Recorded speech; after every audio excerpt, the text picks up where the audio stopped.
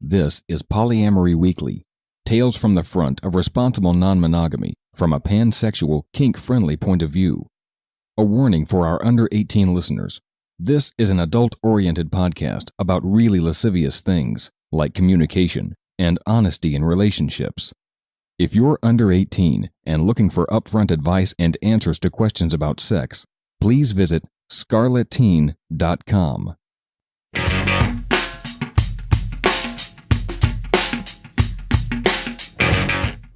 This is Polyamory Weekly, episode 543 for January 4th, 2018. Coming up on today's show, a year in Polyamory Weekly. That's coming up on today's show.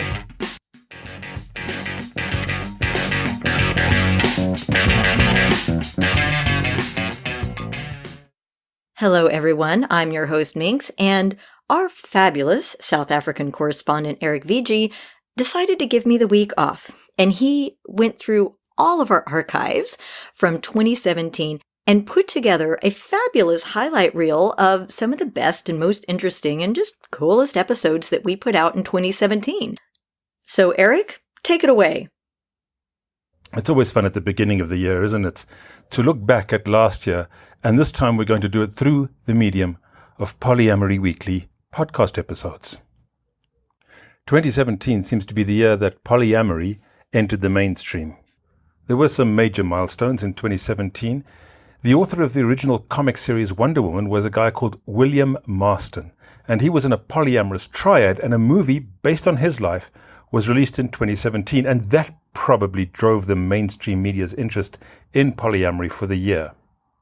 Early to the party was the real-life neuroscientist, who also plays a neuroscientist on TV, Mayim Bialik. She's an award-winning actress as well, and she's, of course, in the CBS show The Big Bang Theory. She released a YouTube video which demonstrated just how little she understood the whole concept of polyamory and open relationships, and it raised a lot of hackles in our community. Cunning Minx actually dedicated most of episode 521 to some of its misconceptions, and it seems to have worked because, to her credit, a few weeks later, Bialik went back onto YouTube to apologize for her misconceptions and set the record straight. So that worked. Hey Grokkites, today we're going to grok what I got wrong about open relationships. This video is a direct response to comments from you that you posted in the comments section on YouTube. So watch this video, and if you have more thoughts, add them below, and maybe your thoughts will turn into our next video. What I find interesting is that her initial video about open relationships clocked up about 400,000 views, which is respectable, but her apology video, the one where she says, "This is what I got wrong," that clocked up nearly 700,000 views. That's nearly double. Janet Hardy and Dossie Easton's polyamory Bible, The Ethical Slut, also released the 20th anniversary edition. And in response, Rolling Stone ran a piece on polyamory about how polyamory has changed in the last 20 years. Here's a conversation between Cunning Minx and co-author Janet Hardy. I suppose we should probably talk about Ethical Slut 3, which was the Yes, the approximate reason for the interview. My excuse to chat with you again. By the way, Lusty Guy says hi. Back at him. I'm not quite sure where to start. I kind of want to start with that amazing article of the coverage of you and your book and Dossie Easton, I should say. Yes. Let's give credit where credit's due. Absolutely. That coverage in Rolling Stone Wasn't that fucking awesome? amazing. But they contacted us and wanted to write an article about how poly has changed over the last 20 years, which I thought was a really excellent angle to take on this, because it really isn't the same as it was when I first started talking about this back in 1997. It's changed a lot. And they wanted to talk about that and some of the changes that we'd seen. So that was a lot of fun and, as you say, amazing coverage.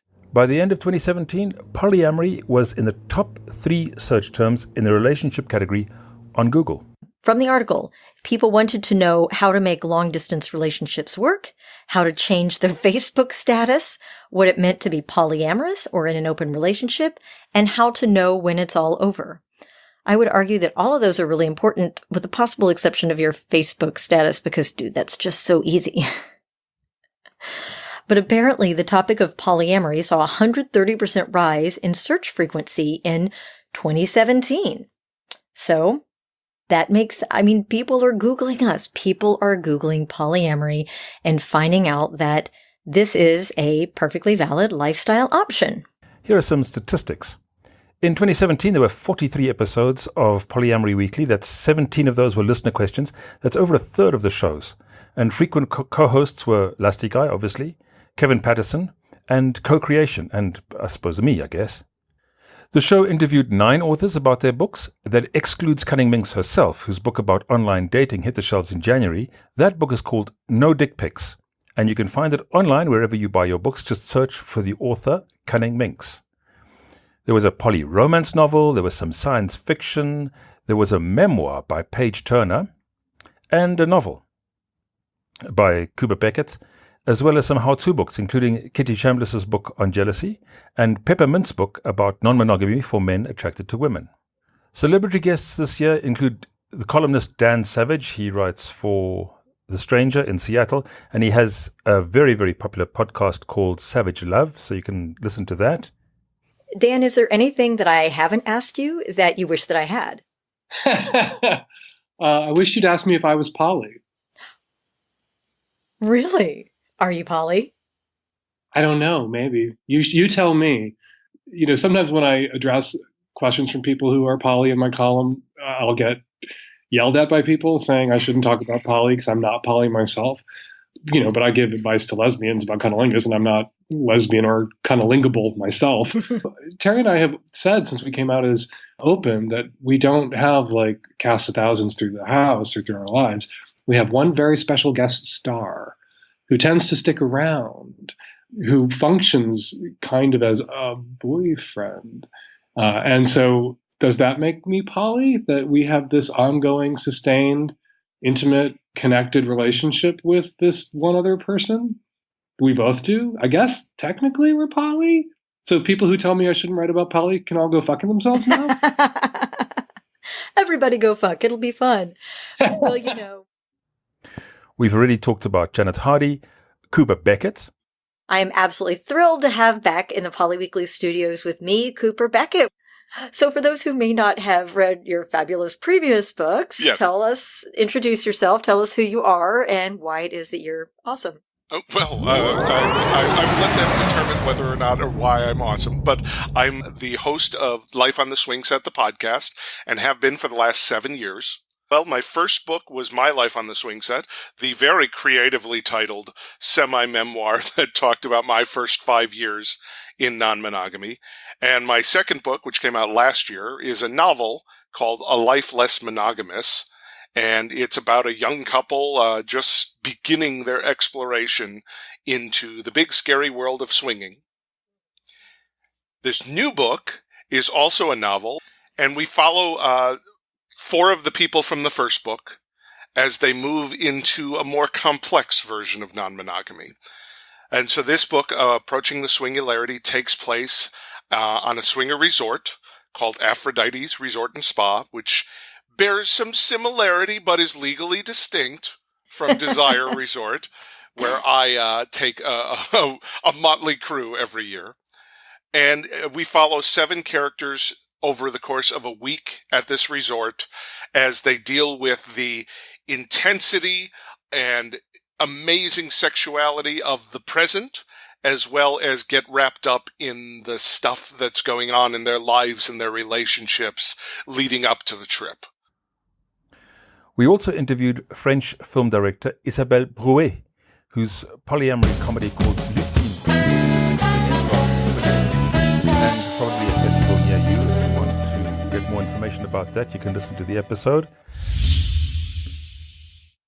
Tell us a little about the film. It's a docudrama, It's not a docudrama at all. It's a comedy. It's a comedy including a documentary. So the thing is, it's a comedy about a filmmaker, whom I play myself, who decides to make a documentary about polyamory. And at some point she realizes it's not that easy because people don't want to be filmed. So she starts to hire actors to play the part of polyamorous people that she already interviewed but who don't want to be in the film. And she also starts to ask her boyfriend if she can film him. And at this point, it's just like a mixture of, you don't know what's real and what's not, what's fiction, what's not fiction, but inside the film itself, you don't even know, because there are two actors playing the same part, the real boyfriend and the actor who plays the part of the boyfriend, and there are actors playing polyamorous people, and they're real polyamorous people, and... It sounds very French. And of course, Paige Turner, who's got a new book coming out about unicorn ranching. I've bought the book. I haven't read it yet, but we'll do an interview in the next few months about that. She released a book this year, a memoir called Polyland, My Brutally Honest Adventures in Polyamory, which was searingly honest. Here's a little clip of me talking to her. I mean, it's excruciatingly honest. How did you find the courage to put yourself out there like that? It wasn't easy. I think I just kind of decided that I would just privilege the truth above, making myself or others look good and be confident, in my experience. I think the big theme this year for Polyamory Weekly was inclusion. Minx attended the Dallas Millennium conference, and in March, before she went, she interviewed the organizer, Ruby Bouie Johnson, who actually will be playing a clip of her a little bit later. She was on a panel at the conference, and she said it was a real eye-opener. Here are her thoughts on that. It was a unique and blessed experience to be at a conference where people of color were front and center, and people who were not of color were in the minority, and got to sit back and listen to try and understand that experience and to figure out how to be better allies. In episode 528, Minx interviewed somebody called Chris Smith, who's a doctoral student, about his paper called Open to Love, Poly and the Black American. And one of his conclusions is that polyamory is beneficial to build, restore, and strengthen black communities. Isn't that interesting that polyamory is a community building and a community strengthening tool? In 2017, Polyamory Weekly became much more deliberately inclusive, and that's a trend I think that we're going to see in the future as well. In April or May, the New York Times ran an article about polyamory and actually interviewed Kevin Patterson. Now, Patterson is part of a triad. He's a poly person of color. He runs a Tumblr blog called Poly Role Models, and although they interviewed him, they didn't use pretty much anything that he said. And the New York Times raised a lot of controversy about how it portrayed polyamory, especially poly people of color. Here's an excerpt of the interview with Kevin Patterson and Minx. So, Kevin, I understand that you were interviewed for this article, along with many other much more experienced poly people. But wait a minute, was I? Was I in this article? I mean, wait a second. You were interviewed, but somehow your interview and your positive and intelligent poly experience seems to have disappeared, except for one picture of, sorry for saying this, but the token black guy with his wife. Like, your picture's in there, but your story isn't. I mean, yeah. I'm just horrified. I mean, if you're going to write a 12,000 word article, I mean, I understand that reporters don't have the desire to be as inclusive as we do. I know we're sensitive to that, and they interview who they interview. But the thing is, they interviewed you. They interviewed lots of experienced poly couples, and people and quads and polycules, I should say. But none of them made it into the article. It was all a bunch of rank amateurs doing stupid shit. Right. Yeah, and you're a lot less diplomatic about it than I am, and I mean, as you said, the common narrative in this piece was about married couples looking to spice up their unsatisfying marriages. Some highlights for me were the interviews with Ignacio Rivera, unbelievable interview in episode 537.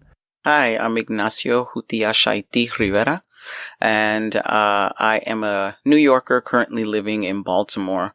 I'm the founder and director of the HEAL Project, and the HEAL Project is its platform is that comprehensive sex education is a tool to ending child sexual abuse, and through that project, I have a talk show with my daughter called Pure Love, and we talk about kind of story share, story tell about how I raised her, our relationship, and how I spoke with her very openly about sex and sexuality and gender and what that kind of looks like. and Iris Muscarella's interview on solo poly in episode 531. I am thrilled to have with me here in the studio today yet another awesome person that I met at Dallas Millennium. My name is Iris Muscarella. I am a self-identifying multicultural Black queer feminist who is a pansexual, sapiosexual, solo, egalitarian, polyamorous. That's a mouthful. It's a whole lot. It's a mouthful, but I'm kind of a mouthful, so I feel like it works. It does. It totally does. So you gave this amazing session at Dallas Millennium on solo polyamory with a focus on solo egalitarian polyamory. So let's start with the very basic. What is solo polyamory by your definition? I like to describe solo egalitarian polyamory as the love language of the individual. Solo polyamory is an approach to engaging in or being open to having ethically non-exclusive relationships involving sex, romance, or deep emotional intimacy, which generally do not involve or are heading towards primary style merging of life infrastructure or identifying along the lines of the traditional social relationship escalator. Of course, I asked Minx about her highlights for the year, and she liked the shows with listener questions the most. She also listed a solo poly episode that was number 504 with guest AggieSez and guest host Koe Creation. Here's a clip of Koe asking Aggie about her definition of solo poly. Well, for me, it's, and I'm trying to be as generic about it as I can, is being poly without necessarily having or wanting a life-entwined relationship where you are combining the infrastructure of your life, like, living together with a partner, or finances, or blending your identity, really strongly identifying as a we rather than as a me. So people who are solo poly are poly people who really maintain an emphasis on their individuality within their relationship, and they do that both mentally and logistically, how they run their lives. Relationship advice shows will often talk about the differences in libido in relationships, that's sexual libido, but we don't often hear about differences in romantic attraction. And that was episode 506, one of Minx's favorites. It was entitled, I Love Him More Than He Loves Me. Here is Minx talking about that. So she writes, I have a fear that our relationship is potentially significantly more important to me than it is to him. I've told him about this fear, and he has reassured me that, though it's likely that this relationship does hold greater significance to me because of the circumstances, he still greatly values it and considers it profound and meaningful. However, I'm also witnessing him fall more deeply in love with one of his other partners, someone who I believe may be his game changer, which is how I've been able to tell that our levels of emotional investment aren't balanced. And she insists that it's not really about jealousy. It's about whether it's wise to remain in a relationship where your partner's a game changer for you, but you're not a game changer for them. I think that most of us, if you've dated for any certain amount of time, have been in something like this situation. And if you've dated for a long time, you've probably been on both sides of it. There was an episode entitled, Can Polly Fix My Husband? I think we know the answer to that. No, you have to own your own shit. That was episode 523. But is it always enough? Or is owning your own shit also sometimes an excuse for abuse? Let's hear what Scanning Minx had to say about that. But A writes in to ask about the line between owning your shit and being in a relationship where your partner is uncaring about your feelings. A writes, I think it's really important to own your shit, take the time to dig and understand where emotions are coming from, and not to place responsibility for your emotions on other people. At the same time, sometimes negative emotions are actual signals that your needs are not getting met, that people are treating you poorly, or that maybe no one did anything wrong, but there's an issue that needs discussion and potential negotiation. It seems clear to me that, at least in healthy relationships, alongside with owning your shit, there also has to be treat your partner with compassion and care. You'd think that'd just be a part of being in any healthy relationship, but all too frequently I've seen poly folks use own your shit as a smokescreen for, I don't want to do the emotional labor that a healthy relationship requires, caring and dismissive from partners. And when we talk about owning our shit, can we also talk about what that actually looks like for both sides and about the importance of care and compassion to go along with it? Why, yes, A, yes, we can. And of course, if you really want to hear the end of that, you're going to have to listen to episode 523. Fantastic episode. One listener question was, can I be poly if I come too quickly? And here is, I promised you some tape of Ruby Bouie Johnson. Here she is answering that question. My name is Ruby Bouie Johnson. I am a therapist, and I'm in private practice. I am a sex therapist. And I called on you to help out with a question from a listener that is not, it's more in your area of expertise than in mine.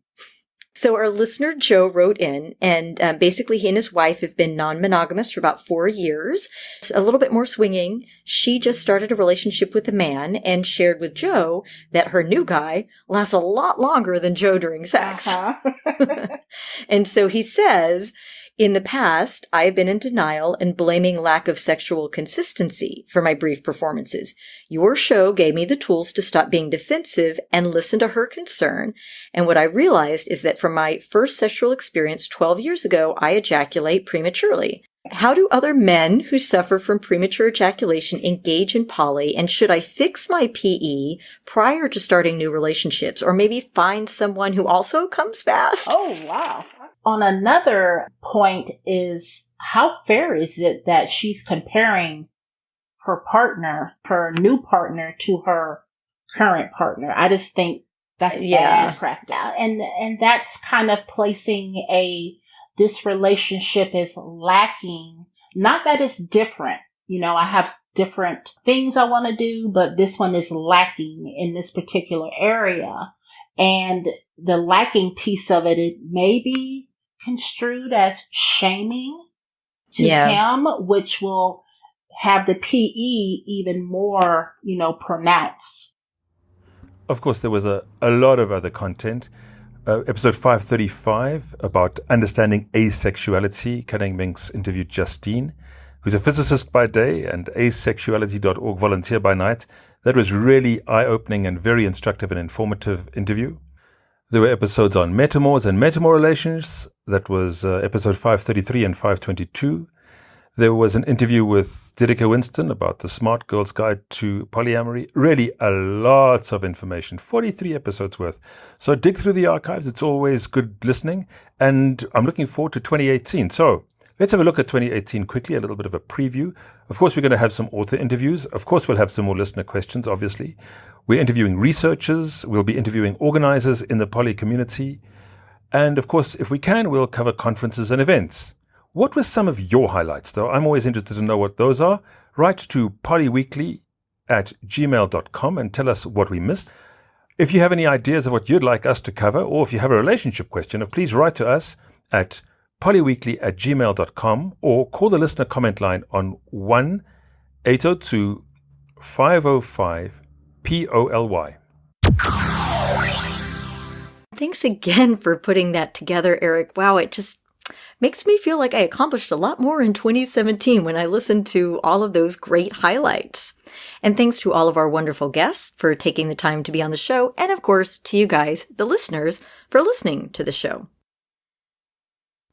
If you ever have question, comments, feedback, 802-505-POLY, email polyweekly@gmail.com, or find us on Twitter @polyweekly or on facebook.com/polyweekly.